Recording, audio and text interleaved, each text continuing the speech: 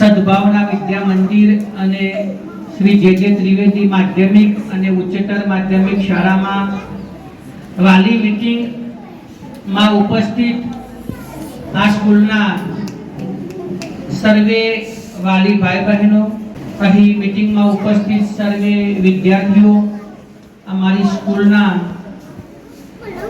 સર્વે સ્ટાફશ્રી, તેમજ આજે જે તમારા માટે જે મીટિંગમાં નાસ્તો બને છે, એ જે નાસ્તો બનાવનાર એ આપણી સ્કૂલના વાલીશ્રી છે પ્રવીણભાઈ રસિકલાલ પટેલ, કે જેઓએ કહ્યું હતું કે સાહેબ તમે આવો નાસ્તો કંઈક આયોજન કરો, હું તમને, એ પોતે રસોઈનું કામ કરે છે એટલે હું ફ્રી બનાવી આપીશ. એટલે એ ખરેખર એમની સામેથી વાત કરી, એ પણ આપણા માટે અગત્યની. તો પ્રવીણભાઈ પટેલ અને આજુબાજુના ગામમાંથી બધા સર્વે અહીં સમય ફાળવીને અહીં હાજર રહ્યા. હવે તમને હું થોડી આપણી સ્કૂલ વિશે વાત કરીશ. તો રજત જયંતિ યોજના વર્ષોથી આ સ્કૂલમાં મેં કામ કર્યું છે અને ખરેખર મને એમ થયું કે સદભાવના સ્કૂલ રખિયાલમાં 25 વર્ષ પૂર્ણ કરે છે, તો વિદ્યાર્થીઓને અને એમના માતા પિતાને એવી કંઈક સ્કૂલમાંથી ભેટ આપવી છે કે જૂન મહિનામાં એમને જ્યારે પ્રવેશ લેવાનો હોય, 3 માસની ફી ભરવાની હોય અને એમના ઉપર આ વધારાનો બોજો ના પડે. આમ એમ થાય કે એમાં શું બને, તો તમને લાગે લગભગ તમે જાતે આની ખરીદી કરવા જઈએ તો 2800 થી 3000 રૂપિયાનો આનો ટોટલ તમને તમારે ખર્ચ થઈ જાય. પણ સદભાવના સ્કૂલે નક્કી કર્યું છે કે જૂન 2023 થી જૂન 2030 સુધી આ સ્કૂલમાં દર વર્ષે જે 101 વિદ્યાર્થી નવો પ્રવેશ મેળવશે તેમને વિનામૂલ્યે 2 જોડી યુનિફોર્મ, ટાઈ બેલ્ટ, પાઠ્યપુસ્તક સેટ, સ્વાધ્યાય પોથી set, I card, lesson diary અને 1 ડઝન ચોપડા આપવામાં આવશે. સ્કૂલની બીજી મોટી ગેરંટી કઈ છે હું તમને કહું કે 2030 સુધી આ યોજના ચાલુ છે ત્યાં સુધી સ્કૂલની ફી નહીં વધે. આ બહુ મોટી ગેરંટી છે. અને પાછું તમે એવું ના સમજતા કે સ્કૂલ તમારા સંતાનોને આ વસ્તુ આપે છે યોજના હેઠળ એટલે એનું એજ્યુકેશન, અને એજ્યુકેશન તો સાહેબ તમારા સંતાનોને આ સ્કૂલમાં હું ફ્રી અભ્યાસ કરાવીશ ને એ દિવસે પણ તમારા બાળકોને એજ્યુકેશન કમ નહીં આપું. એ એવું નહીં કે એમને શિક્ષણ જેવું તેવું નહીં આપું. એવું મને નથી ગમતું, પછી તમને તો ક્યાંથી ગમે? કોઈ વાલીની રજૂઆત હોય અગર ના હોય, પણ અમારું એક અમે મનમાં એવું રાખીએ છીએ કે તમે વિશ્વાસ રાખીને આ સ્કૂલમાં તમારા સંતાનને પ્રવેશ અપાવ્યો એટલેથી અમારી જવાબદારી ચાલુ થાય છે. અને એ જવાબદારી અમે ખૂબ, હું અને મારો સ્ટાફ નિષ્ઠાપૂર્વક અમે બજાવીએ છીએ. મારા સ્ટાફને પણ ઘણી વખત એમ થાય કે સાહેબ આમ કે છે આમ, પણ બાળકોના હિતમાં હું કહું છું જ.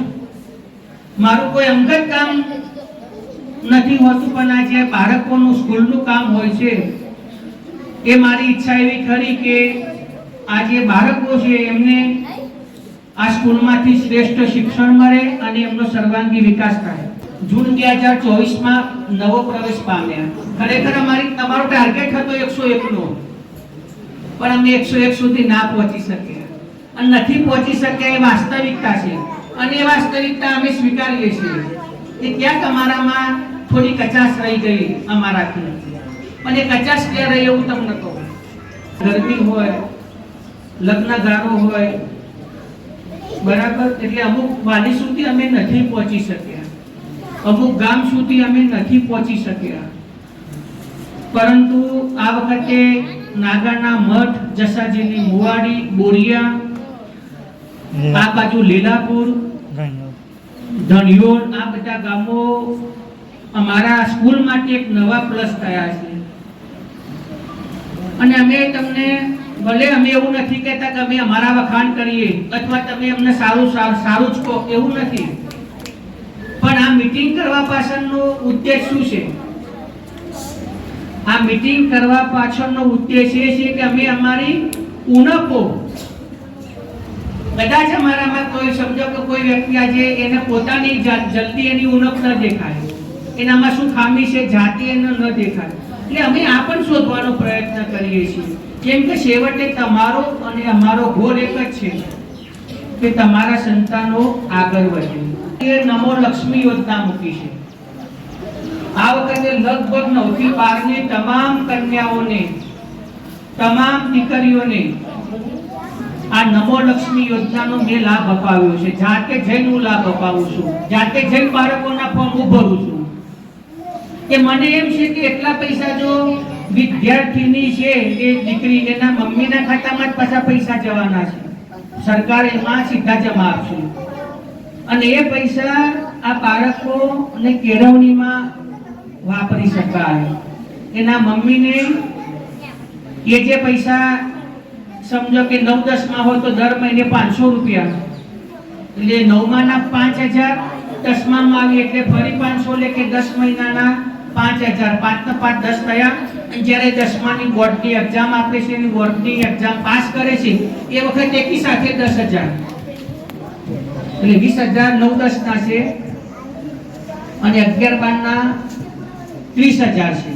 તે પેલા 500 ત્યાં 750 છે. બાળકોને જો આવો લાભ મળતો હોય તો આ વખતે બધા બાજુ મને 2 છોકરીઓ બાકી છે. 2 મહિનાથી હું એમનો ખાલી આવકનો દાખલો જ બાકી છે પણ નથી લાવતા, એટલે ફોર્મ નથી ભરાઈ શકતું. પણ હજુ સારું છે કે યોજનામાં ફોર્મ ભરાવાના ચાલુ છે. થોડીક તમે હવે સમજો કે આ વખતે અમારા સ્કૂલમાં જે 8મામાં જે દીકરીઓ છે, જે છોકરીઓ છે એ આ વખતે જૂન 25માં 9મામાં આવશે એટલે એમને રજત જયંતિ યોજનાનો લાભ ચાલુ થઈ જશે. સરકારશ્રીની આ બહુ સરસ યોજના છે કન્યાઓ દીકરીઓ માટે. અને 9 થી 12માં આપણે બધા જ ક્લાસમાં એ લાભ આપીએ છીએ. કેમ કે આમાં એવું નથી, ઓલ એન્ડ સોલ કોઈ બી પ્રાઇવેટ સ્કૂલ હોય એ પણ, અને એમાં કોઈ પણ કાસ્ટને બધાને લાભ મળે છે, એ સારી વાત છે. ખાલી એમાં આવકની લિમિટ છે 6 લાખ રૂપિયા. 6 લાખની તમારી આવકની લિમિટ ક્રોસ ના થતી હોય તો આ લાભ આપણે લઈ શકીએ. બાકી બીજું તો કઈ જરૂર પડતી નથી. બેંક એકાઉન્ટ એટલે 9મામાંથી 12મા સુધી એમાં જે આ વખતે અમારી 8મામાં જે છોકરીઓ છે એ બધા 9માંથી અમે લાભ વેરાસર અપાઈ દઈશું. આરટીમાં પણ આ વખતે આપણી સ્કૂલમાંથી ઓછામાં ઓછા 3 બાળકો આરટીમાં પણ પસંદ થશે. બરાબર, આરટીનો લાભ પણ આપણે તમને નવાઈ લાગશે સાહેબ. ગયા વર્ષે સરકારે શું કર્યું, જે આરટીમાં જે વિદ્યાર્થીઓ અભ્યાસ કરે છે એમની હાજરી ધ્યાન ઉપર લીધી.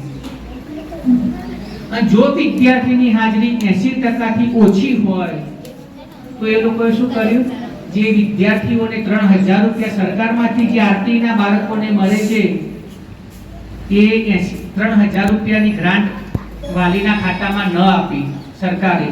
એ શાના કારણે ના આપી?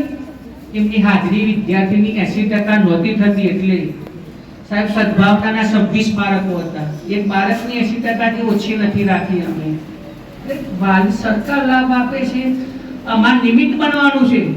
મારે સમજો કે અમે રજત જયંતિ યોજના આપીએ છીએ, અમે જાતે આપીએ છીએ, સ્કૂલ આપે છે, પણ પેલું તો સરકાર આપે છે.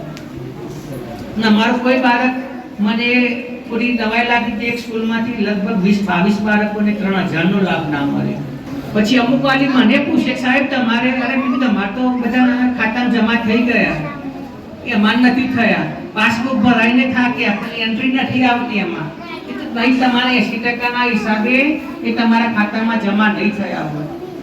પણ આપણી સ્કૂલમાં સારું હતું કે બધા બાળકોની 80% હાજરી હતી. આરટીમાં પણ આ વખતે આપણે જો કે નવા બાળકોનો પ્રવેશ થશે, એમાં સિનિયર કેજીમાં હાલ જે વિદ્યાર્થીઓ અભ્યાસ કરે છે એ વાલી પહેલા ધોરણ માટે ફોર્મ ભરી શકશે. એટલે કદાચ એવું કોઈનું સંતાન હોય તો તમે ભરી શકશો. જો તમારું ફોર્મ મંજૂર થાય છે તો તમને યોજનાનો લાભ મળી શકશે. હવે